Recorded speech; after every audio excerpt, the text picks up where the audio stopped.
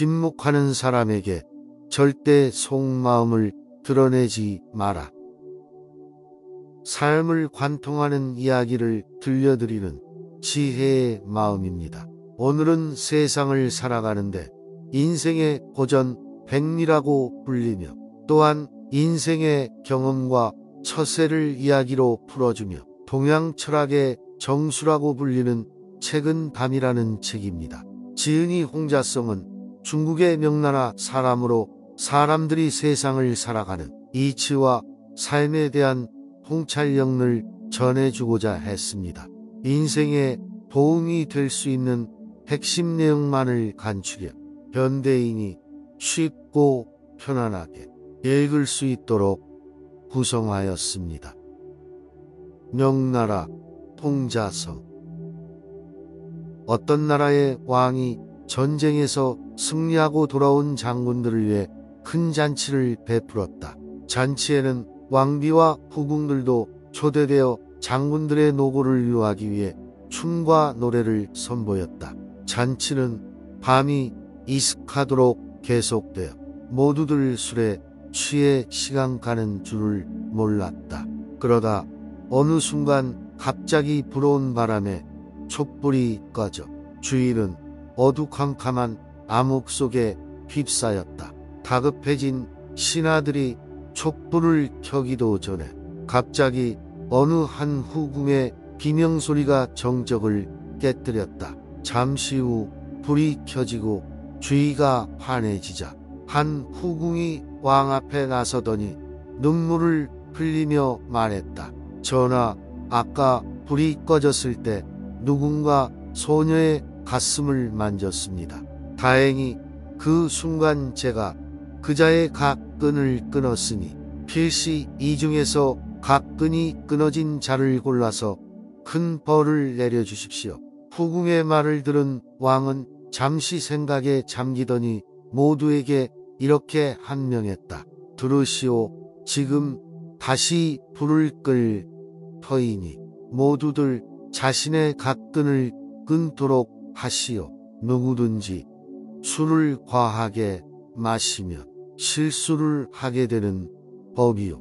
그러니 잠시의 실수로 큰 벌을 내린다면 세상에 그 벌을 면할 자가 몇이나 되겠소. 다시 불을 밝혔을 때 각끈을 끊지 않은 자가 있다면 이는 짐을 모욕하는 것으로 간주하고 큰 벌을 내릴 것이요. 그래서 시종들이 다시 불을 끄자 그 자리에 장군들 모두가 각끈을 끊어버렸다. 그로부터 얼마 지나지 않아 역적을 모의한 무리들이 왕을 살해하려고 군사들을 모아 대궐로 쳐들어왔을 때 끝까지 남아 목숨을 바쳐 왕을 구한 창고지기가 있었는데 그가 바로 그날 한 후궁의 가슴을 만진 장본인이었다. 감정에 치우친 행동은 재앙의 씨앗이 되듯이 음흉한 책략과 괴이한 습성은 이상한 행동과 능력을 모두 세상을 살아가는데 재앙의 씨앗이 된다. 그러므로 단지 평범한 덕행을 많이 쌓고 본성을 바로잡아 화평을 가져오라. 어떤 사람이 지금 이 신에게 찾아와 자기 아들을 세례식에 참석해 달라고 부탁을 했다. 그 사람의 부탁을 들은 죽음의 시인이 그 이유를 물었다. 그랬더니 그 사람은 주저하지 않고 이렇게 대답을 했다. 저는 아이들이 7이나 되는데 그동안 아이가 부자로 살게 해달라고 여러 신에게 세례를 부탁했습니다. 그런데도 지금까지 여전히 가난하게 살고 있습니다. 그래서 이번에는 죽음을 관장하는 당신에게 부탁을 하기로 했습니다. 왜냐하면 당신이 관장하는 죽음 앞에서는 가난한 사람도 부유한 사람도 모두 평등할 테니까요. 그 사람의 말을 들은 죽음의 신은 승낙을 했다. 그렇게 하도록 하지만 대신 나는 그 아이를 유명한 의사로 만들어 평생 부자로 살 수 있도록 해주겠다. 죽음의 신은 그 사람과 약속한 대로 아이를 세례식에 참석시켜 아이에게 축복을 내려줬다. 세월이 흘러 그 아이는 훌륭한 젊은이로 성장했다. 그런데 어느 날 죽음의 신이 젊은이를 찾아와 이상한 약초를 건네주면서 말했다. 약속한 대로 나는 너를 세상에서 가장 뛰어난 명의로 만들어 주었다. 그 전에 한 가지 나와 약속을 해라. 내가 병자를 진찰할 때 내가 병자의 머리맡에 있으면 너는 병자에게 이 약초를 먹여도 좋다. 그러면 금방 완치될 것이다. 그렇지만 내가 병자의 발치에 있으면 그 병자는 가망이 없다. 그러니 너는 이 약초를 절대 먹여서는 안 된다. 만약 내 말을 따르지 않고 이 약초를 내 마음대로 먹였다가는 내가 큰일을 당한다는 것을 명심해라. 젊은이는 죽음의 신에게 그렇게 하겠다고 거듭 약속을 했고 얼마 가지 않아 명의로 이름을 떨쳐 순식간에 큰 부자가 될 수 있었다. 그러던 어느 날 나라의 왕이 병에 걸려 그 젊은이를 궁궐로 불러들였다. 젊은이가 진찰을 하기 위해 왕 옆에 다가가니 죽음의 신이 나타나더니 왕의 발치로 가서 앉았다. 젊은이는 혼란스러웠다. 왕을 살리기만 한다면 지금과는 비교도 안 될 만큼 부귀와 영화가 보장될 것이라는 생각이 들었기 때문이다. 잠깐 깊은 생각에 빠져있던 명희는 무언가 결심한 듯 갑자기 왕의 몸을 반대로 돌려 죽음의 신이 머리맡에 가 있도록 만든 다음 죽음의 신이 자리를 옮겨 앉을 겨를도 없이 신비한 약초를 먹여 왕을 살려내었다. 그날 저녁 죽음의 신이 젊은이를 찾아와 말했다. 감히 내가 나를 속이다니 그렇지만 이번 한 번만은 용서해 주겠다. 하지만 내가 또다시 그런 짓을 할 땐 내 목숨을 대신 가져갈 테니 명심해라. 그 후 왕의 총애를 받게 된 젊은이는 출세가도를 달렸다. 그러고 얼마 후 왕의 하나뿐인 공주가 병에 걸려 젊은이는 다시 궁궐로 들어가게 되었다. 왕은 누구든지 공주를 살리는 사람을 사이로 삼고 나라를 물려주겠다는 호고령을 내렸다. 젊은이는 아름다운 공주의 남편이 될 꿈에 부풀어 진찰하러 공주 곁으로 다가갔다. 그런데 예전에 나타난 죽음의 신은 불행하게도 공주의 발치에 가 섰다. 그렇지만 이미 공주에게 마음이 빼앗겨 버린 젊은이는 먼저 번처럼 공주의 몸을 반대로 바꾸고는 신비의 약초를 먹였다. 약초를 먹은 공주는 금세 생기가 돌더니 자리에서 일어났다. 그렇지만 죽음의 신은 싸늘한 표정으로 젊은이에게 말했다. 이제 약속대로 내 생명을 내놓아야 한다. 죽음의 신은 잘못했다고 용서를 비는 젊은이를 자신의 어두컴컴한 동굴로 끌고 갔다. 동굴 속에는 촛불들이 숱하게 반짝거리고 있었다. 지금 막 불이 켜지는 양초가 있는가 하면 금방 불이 꺼지는 양초도 있었고 양초들은 모양이나 크기도 제각기 다르게 생겼다. 죽음의 신이 음산한 목소리로 말했다. 이 양초들은 바로 생명의 불꽃이다. 지금 막 불이 켜지고 있는 양초는 방금 태어난 아이들 것이고 활활 타오르는 양초는 너 같은 젊은이들을 의미하지. 그리고 길이가 짧은 양초는 나이든 사람들의 것이다.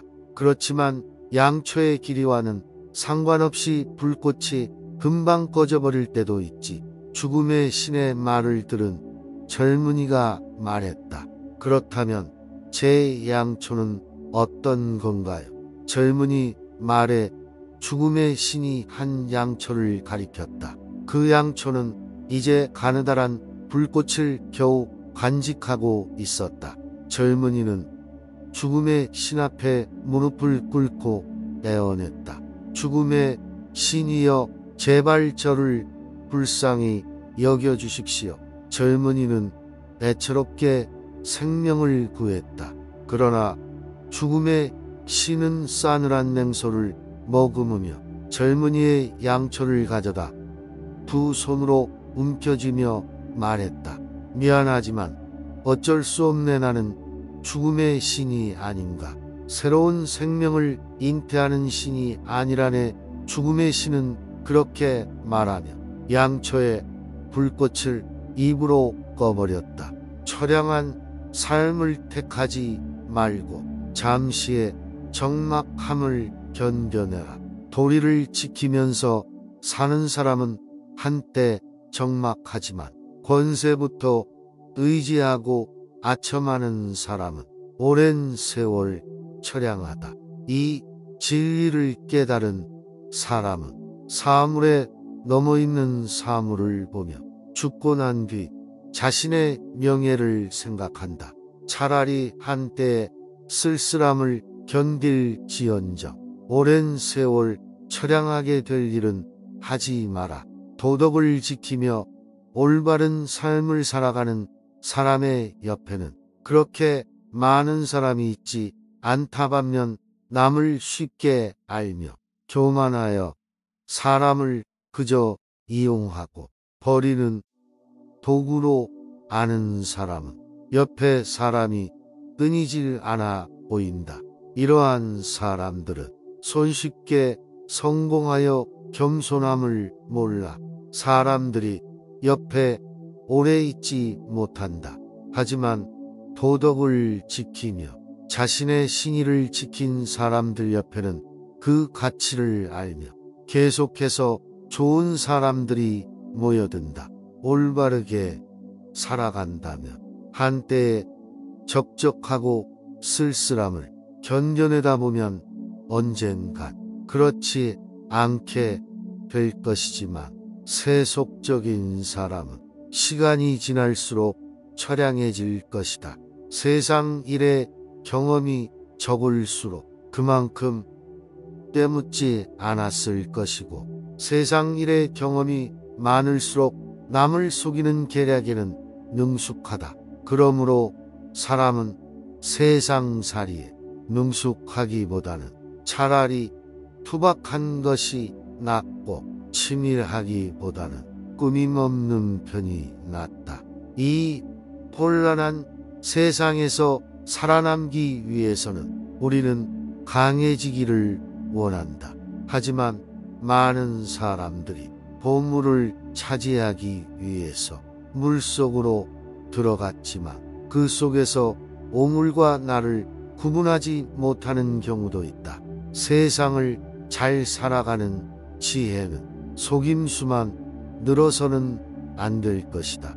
마음은 알려주어도 나의 재능은 감추라. 군자의 마음은 하늘처럼 파랗고 태양처럼 밝게 해서 모든 사람이 알 수 있게 해야 한다. 그러나 군자의 재능은 단단한 바위 속에 박혀 있고 좋은 구슬을 감추는 것처럼 남들이 쉽게 알지 못하게 해야 한다. 나의 선량한 마음은 누구나 알 수 있게 하고 뛰어난 재능은 굳이 뽐내서 이용을 당하거나 적을 만들지 말라는 말이다.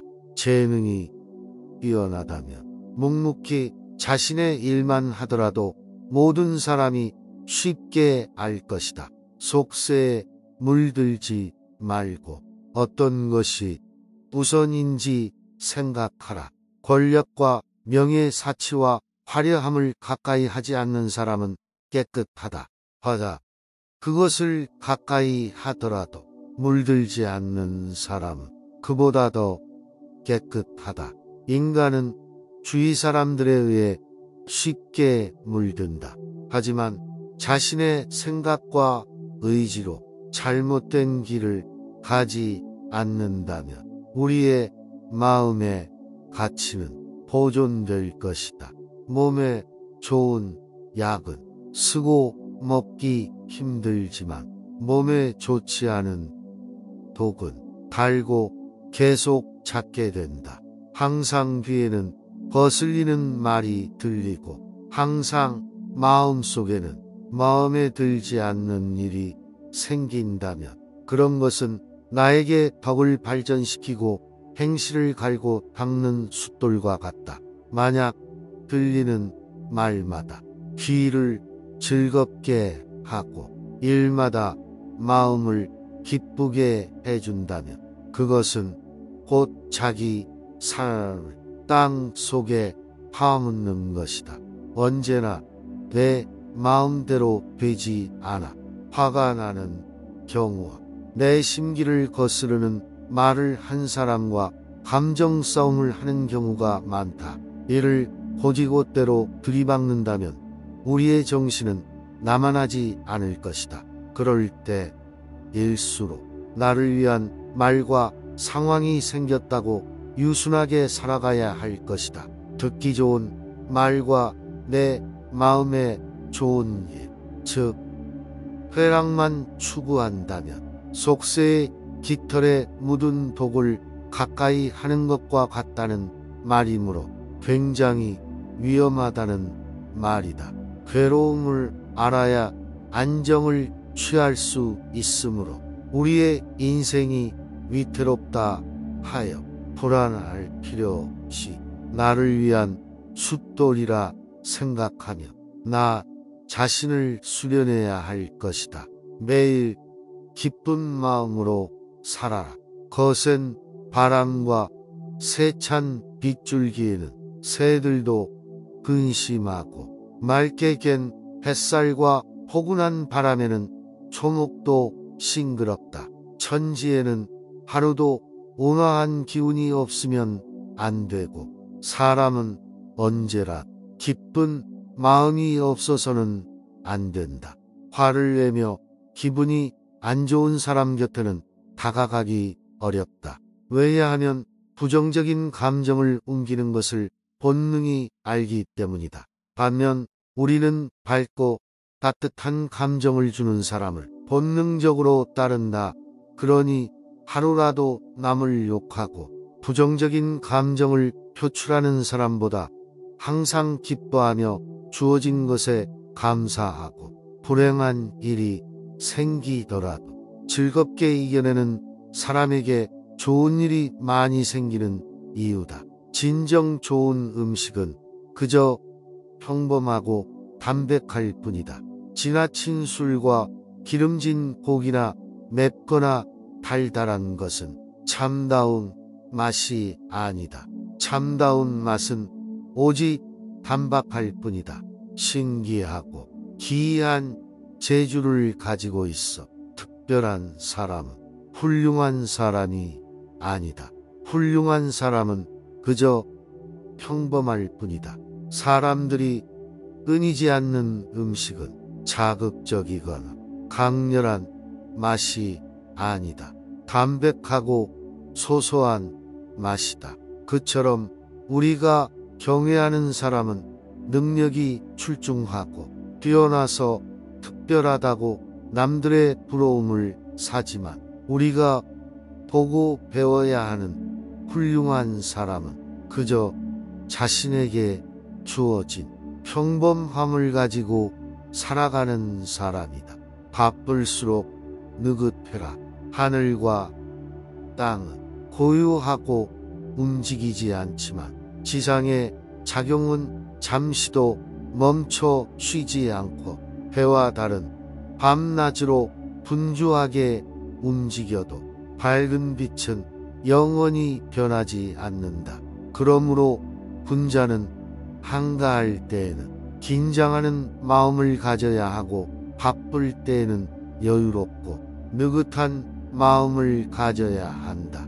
폭풍전야라는 말은 폭풍이 지기 전날에 평온한 날씨가 오는 것처럼 느긋하고 한가로울 때에 바쁘게 대위하고 바삐 움직일 때 한가롭고 느긋하게 대처해 균형을 맞출 수 있다. 혼돈에서 질서가 나오듯이 말이다. 고독을 즐겨라. 밤이 깊어 인적이 없이 고요한 때 홀로 자신의 마음을 살펴보면 망상이 사라지고 진실된 마음이 나타남을 깨닫게 된다. 이렇게 자유로운 마음의 변화를 느끼게 된다. 진실된 마음이 나타났음에도 망상이 사라지지 않음을 깨닫게 되면 그 가운데서 부끄러운 생각이 크게 들 것이다. 아무런 방해 없이 나 홀로 생각에 잠기다 보면 수많은 갖가지 생각이 나를 괴롭힌다. 하지만 그 생각들 중에서 나에게 진실로 다가오는 생각이 있다. 감정이 배제되고 몇 번의 올바른 판단을 거친 생각인데 그러한 생각들이 우리가 취해야 할 것이다. 하지만 그것 또한 쉽게 되지 않는다. 그러므로 우리는 부끄러움을 느끼고 계속해서 망상을 끊어내야 한다. 인생은 좋은 것과 나쁜 것의 순환이다. 해를 입히는 것은 은혜 속에서 자라나는다. 한창 만족할 때 고개를 돌려보라. 실패한 뒤에 오히려 성공할 수 있다. 일이 뜻대로 되지 않는다 하여도 포기하는 마음을 가지지 말라. 은혜를 주고받은 사이라 해도 서로 해를 입히는 사이가 될 수 있다. 인간의 욕심은 끝이 없기 때문이다. 그러니 우리가 만족했을 때 주위를 둘러보며 상황을 살필 줄 알아야 하고 그러한 해를 입히는 것 또한 은혜로서 바뀌거나 막을 수 있다. 그러므로 일이 뜻대로 되지 않는다고 해서 금방 포기를 할 필요는 없다. 인생은 순환하기에 실패가 있으면 그 뒤에는 성공이 있고 성공에도 그 뒤에 실패가 있기 때문에 받아들이거나 뒤를 알고 대비를 해야 한다. 부귀를 탐하며 절개를 잃는다. 명의를 먹고 비름나물로 속을 채우는 사람 중에는 얼음처럼 맑고 복처럼 깨끗한 사람이 많지만 비단 옷을 입고 좋은 음식을 먹는 사람은 종처럼 남에게 비굴하며 굽신되는 처지를 마다하지 않는다. 지조는 맑고 소박한 생활에서 뚜렷해지고 절개는 잡히지 않는 부귀를 잇는다. 욕심 때문에 자존심을 버리고 도덕과 기본적인 인간의 도리마저 지키지 않는 사람이 많다. 이들은 모두 내 눈앞에 현실을 보지 못하고 망상 속에 부귀를 만났기 때문이다.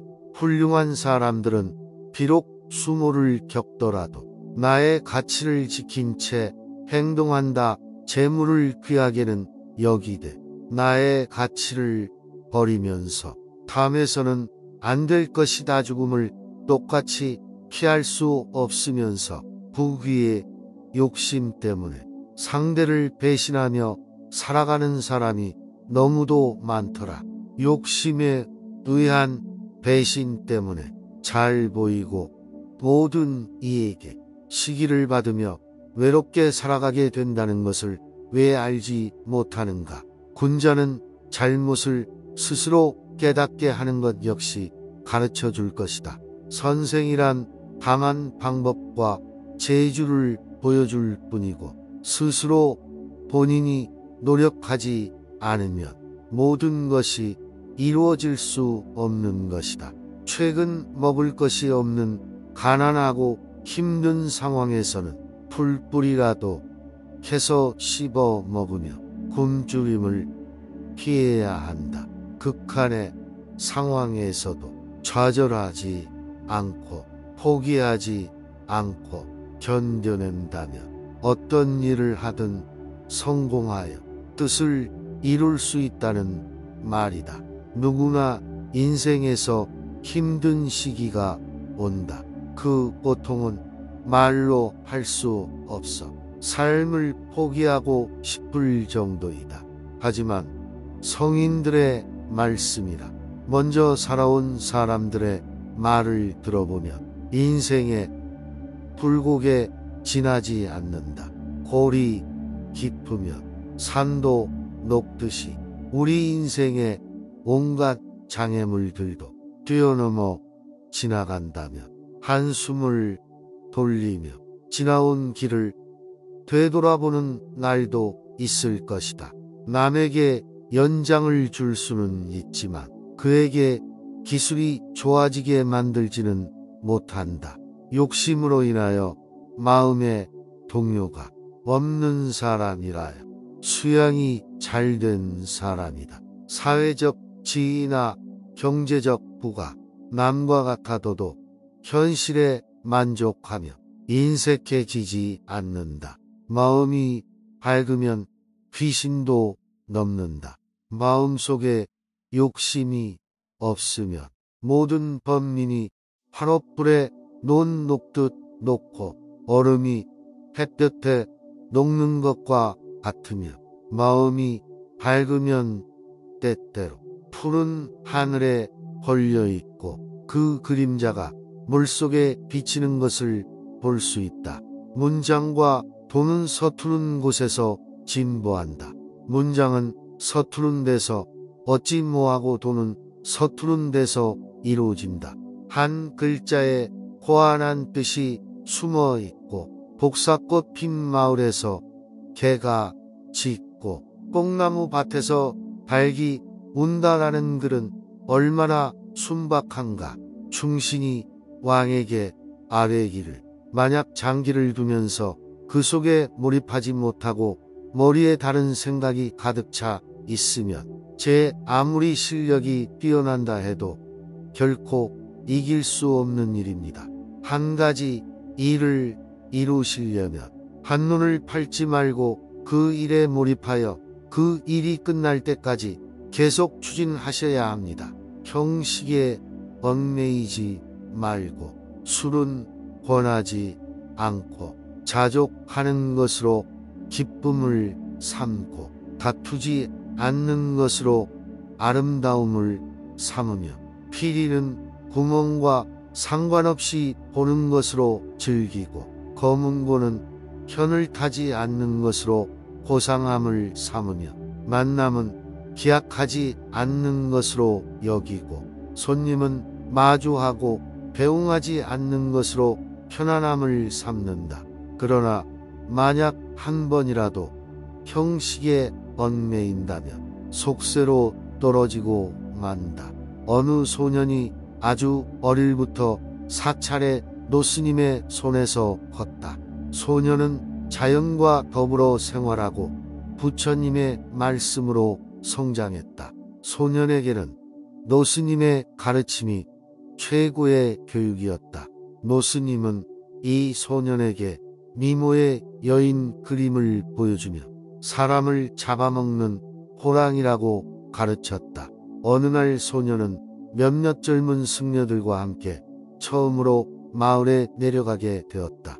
깊은 산속에서만 자란 소년에게 마을의 모든 것들은 큰 충격을 주었다. 지붕을 겹겹이 늘어선 집들이며 노는 아이들의 떠드는 소리, 손님을 맞이하는 장사꾼들 바짝 붙어서 담소를 나누는 남녀들. 소년은 정신없이 고개를 이리저리 돌리며 늦게 따라오다가 젊은 승려의 꾸중을 듣기까지 했다. 노스님은 마을에서 그들이 돌아오자 소년에게 물었다. 구경은 했느냐? 무엇이 가장 기억에 남더냐. 그러자 소녀는 환하게 웃으며 말했다. 저는 호랑이가 가장 기억에 남아요. 시험 삼아 자신이 태어나기 전에 어떤 모습이었을까를 생각해 보고 또 죽은 후에는 어떤 모습을 하고 있을지를 상상해 보라. 그리하면 모든 생각 싸늘하게 차분해지고 한 가닥 본성만이 고요히 남을 것이다. 스스로 물 밖으로 만물을 초월하는 생성이 있기 전의 상태에서 논일 수 있을 것이다. 달팽이 한 마리가 나뭇잎에 앉아 먼 산을 바라보며 혼자 생각에 잠겼다. 저 산까지 가려면 한 10년은 좋게 걸리겠다고. 하루는 제비에게 산 너머에 큰 강이 있다는 말을 들은 달팽이는 또 생각에 잠겼다. 그 강까지 가려면 20년은 더 걸리겠군. 그래도 산과 강으로 가보고 싶은 마음이 든 달팽이는 문득 자신이 살 수 있는 나이를 헤아려 보다가 원통하고 분한 마음이 들어 식음을 전폐하다가 그만 굶어 죽고 말았다. 병든 후에야 건강이 보배인 줄 아는 것이 인생이다. 전란에 처한 다음에야 평화가 행복임을 아는 것은 올바른 득체가 아니다. 행복을 원하는 것이 재앙의 근본임을 미리 알고 삶을 탐내는 것이 죽음의 원인이 됨을 미리 하는 것이 바로 탁월한 식견이. 한 나라의 정승이 생일을 맞아 큰 잔치를 베풀었다.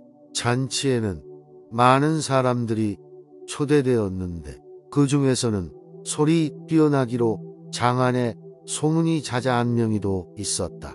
저녁을 먹고 난 뒤 명의가 정승의 얼굴을 자세히 들여다보더니 말했다. 제 소견으로는 지금 대감은 병이 든 것 같습니다. 병마가 아직은 몸 깊이 들어가지는 못했으니 빨리 손을 쓰면 병을 다스릴 수 있을 것입니다. 명의의 말에 정승은 기분이 나쁜 투로 말했다. 이렇게 건장한데 병은 무슨 병이 들어있겠소? 명의가 자리를 뜨자 정승이 혼잣말로 투덜거렸다. 오늘이 내 생일인데 하필 이러니 저러니 병이 들었으니 손을 써야 한다는 그런 기분 나쁜 소리를 한담. 참 이상한 사람 바보겠네. 그런데 며칠 후 명의가 정승을 찾아와서 말했다. 대감 보아하니 이제 병마가 몸속으로 들어갔습니다. 지금이라도 늦지 않았으니 어서 치료를 서둘러야 합니다. 정승은 명의의 말을 들은 척도 하지 않고 불쾌한 기색으로 자꾸 헛기침만 할 뿐이었다. 얼마 후 명의가 다시 정성을 찾아와서 거듭 말했다. 대감 병마가 몸 전체로 뻗쳐가고 있습니다. 서두르지 않으시면 큰일 날 것입니다. 그러자 정승은 명의를 쳐다보지도 보지 않고 자리를 박차고 일어나 밖으로 나가버렸다. 명의는 안타까운 표정으로 발길을 돌릴 수밖에 없었다. 그로부터 한 달이 지나지 않아 정승은 심한 통증을 일으켜 자리에 들어 눕게 되었다. 정승이 급히 명의를 불렀으나 명의는 너무 늦었다는 말만 할 뿐 정승을 찾아오지 않았다. 결국 정승은 사흘을 못 넘기고 죽고 말한다. 아름다움과 격부는 하룻밤 꿈과 같다. 배우는 화장을 하고 연지를 찍어서 아름다움과 흉내 내지만 노래가 끝나고 막이 내리면 그 아름답고 추한 것이 어디 남아 있는가. 바둑을 두는 이는 앞뒤를 재고 승패를 겨루고지만 바둑돌을 거두면 이기고 지는 것이 어디 남아 있는가. 오늘 영상이 도움이 되셨다면 소중한 분께 영상을 공유해 주세요. 좋아요와 구독 눌러주시고 저는 더욱 유익한 영상으로 다시 찾아뵙겠습니다. 오늘도 행복한 하루 되세요. 감사합니다.